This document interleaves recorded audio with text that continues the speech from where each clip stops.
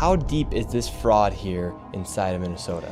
It is far worse than anybody can imagine. You heard it's 7 to 10 billion and maybe more, and now the numbers have been revised and put out there publicly that they think it's more like 8 billion. How I got involved is that where my office is here in Minneapolis, I'm sort of in the heart of all of this fraud, and I would see these childcare centers. I said, well, there aren't any kids there. It's the middle of the day, and all I see are a couple of guys standing out front smoking. And then I'd go by another daycare and I'd see the same thing. I said, well, where do these kids play? And so I started to go online and look, and I said, this place is licensed for 80 children.